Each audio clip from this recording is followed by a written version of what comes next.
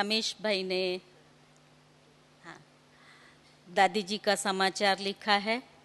उन्होंने जो दादी जी के साथ में रू रिहान की है वो भी लिखी है। दैवी परिवार के सर्व भाई बहनों प्रति मुंबई दैवी परिवार की ईश्वरीय मधुर याद स्वीकार करना जी। हम सब की अति प्रिय आदरणीय दादी जानकी जी के स्वास्थ्य के संबंध में आज आप सभी को लिख रहा हूँ। 22 अप्रैल की रात को दादी को अच्छी नींद आई और 23 अप्रैल अमृत वेले दादी ने बहुत अच्छा अपने आप को महसूस किया और योग भी किया। स्नान आदि के बाद सुबह 9 बजे अरुण भाई उनसे मिलने गए। रमेश भाई के साथ में जो भाई हैं वो उनको मिलने के लिए गए तो हंसा बहन ने पूछा, दादी आप जानते हैं ये कौन है? तो दादी ने तुरंत जवाब दिया, ये अरुण भाई है जो रमेश भाई के साथ में रहता है। मैंने मेमोरी भी दादी की बहुत अच्छी है। इसका मतलब दादी जी की स्मरण शक्ति बहुत अच्छी है और वो मिलने आने वाले सभी को पहचान रही हैं। एक अच्छी बात है कि मुंबई के बीच कैंडी हॉस्पिटल में सभी अनुभवी डॉक्टर्स हैं, जिनमें से कई हमारे डॉक्टर्स का संपर्क बहुत अच्छा है, जैसे डॉक्टर सुनील कोहली, हॉस्पिटल के मेडिकल सुपरिटेंडेंट और अन्य से भी अच्छी पहचान है। इसलिए वे दादी जी की अच्छे से जांच कर रहे हैं और बहुत अच्छा इलाज कर रहे हैं, जिस कारण कल सुबह दादी जी को गैस की भी कोई तकलीफ नहीं हुई। शाम को जब मैं वहाँ गया तो दादी बिल्कुल फ्रेश लग रही थी और उनके चेहरे पर वही पुरानी मुस्कान थी। मैंने दादी से रिक्वेस्ट की कि कल आपने वायदा किया था कि आज आप अपने स्वास्थ्य के बारे में सभी को संदेश भेजेंगी और उनसे ज्ञान की रू रिहान भी करेंगी। इस पर दादी जी ने कहा, कल भोग का दिन है और जयंती भी आ रही है, इसलिए मैं मेरा संदेश कल रिकॉर्ड कराऊंगी। 24 अप्रैल सतगुरुवार को दादी जी ने संदेश दिया जो जयंती बहन ने सब जगह भेजा है। इसके बाद डॉक्टर्स ने दादी जी की जांच की और कहा कि दादी को थोड़ी वॉकिंग करनी चाहिए। फिर शाम को दादी ने अपने कमरे में ही कुछ मिनट वॉकिंग की। उसके बाद कुर्सी पर बिठाकर 2 घंटे तक आने वाले सभी भाई बहनों से मिलती रही। दादी 4 हफ्ते के बाद उस दिन थोड़ा चली थी। 4 दिन से बिल्कुल कंप्लीट 4 हफ्ते से रेस्ट में थी और व्हीलचेयर पर बैठकर स्टाफ नर्स को भी मिली, उनको टोली ब्लेसिंग दिया। दादी ने मुझसे कहा, ड्रामा में हर सीन वंडरफुल है और एक्यूरेट है। देखो, बीमारी के कारण ही तो मैं बॉम्बे आ पाई और आप सबसे मिल सकी। दादी ने हम सभी को दृष्टि टोली वरदान दिया। दादी के पास बॉम्बे और लंदन से आई हुई बहुत प्रकार की टोलियां थीं। जयंती बहन आज सुबह ही लंदन से बॉम्बे पहुंची और अभी गामदेवी सेंटर पर है।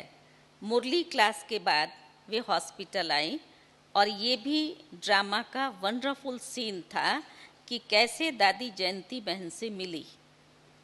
आप अभी सोच कर सकते हैं कि वो मीटिंग कितनी स्पेशल होगी। उस दृश्य को आप इमर्ज करें कि वो मोनू की मीटिंग जयंती बहन के साथ की कितनी स्पेशल थी। दादी नियमित रूप से अमृत वेला और शाम का योग करती हैं।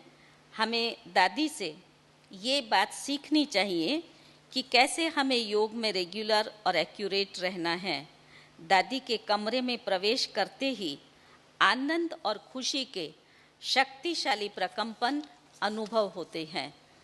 कल हम दादी को कह रहे थे, आपको यहाँ से कॉल ऑफ टाइम की मीटिंग के लिए लंदन जाना है और वहाँ आपके सम्मान में वेम्बली स्टेडियम में बहुत बड़ा फंक्शन रखा है। ये दादी से इन्होंने बात की है। लेकिन दादी जी निश्चिंत थी। उन्होंने कहा कि वो पहले आबू जाएंगी, फिर दूसरी जगह। मैंने पूछा, दादी आप पहले आबू क्यों जाना चाहती हैं? तो दादी ने उत्तर दिया, आबू तो हमारे बाबा की अवतरण भूमि है। जयंती बहन ने मुझे बताया कि जमीनी बहन केरल में है, वो भी रविवार तक बॉम्बे पहुंच जाएंगी। योगिनी बहन ने बताया कि गुलजार दादी जी भी अपने रूटीन चेकअप के लिए बॉम्बे आने वाले हैं। देखते हैं आगे ड्रामा में क्या होता है। आज दादी ने ड्रामा की एक बहुत अच्छी सीन हमारे सामने खोली। 40 साल पहले बिल्कुल इसी दिन दादी लंदन गई थी। 24 अप्रैल 1974 से 24 अप्रैल 2012 तक पूरे आज 40 वर्ष होते हैं। और दादी उस दिन वहाँ हॉस्पिटल में थी, तो दादी को बताया कि आज आपके लंदन पहुँचने के 40 वर्ष पूरे हो रहे हैं। मैंने दादी को बताया, दादी आप जब लंदन गए थे तो मैंने और उषा ने आपको लंदन एयरपोर्ट पर रिसीव किया था, और फिर आपने जयंती बहन ने लंदन में इंडिया टी सेंटर और उसके बाद सेलोन टी सेंटर पर प्रदर्शनी लगाई। जब आप फ्लाइट से उतरी थी तो आपके हाथों में ग्लोब था। मैंने उस समय उषा को कहा कि दादी के हाथों में ग्लोब है तो ज़रूर दादी यहाँ से पूरे विश्व की सेवा करेंगी। और हम सभी जानते हैं ड्रामा अनुसार ये शब्द हकीकत बन गए। प्रदर्शनी के बाद मैं और उषा अफ्रीका में लुसाका गए और हमने वहाँ दादी को अफ्रीका के पहले सेवा केंद्र का उद्घाटन करने के लिए आमंत्रित किया। ये अफ्रीका महाद्वीप की सेवाओं का आरंभ था। लुसाका के बाद हम दादी जी के साथ नैरोबी, नाइजीरिया आदि गए और फिर वापस लंदन लौटे। दादी जी लंदन में रुक गई। हम दोनों किसी आवश्यक ईश्वरीय सेवा के कारण वापस मुंबई लौट आए।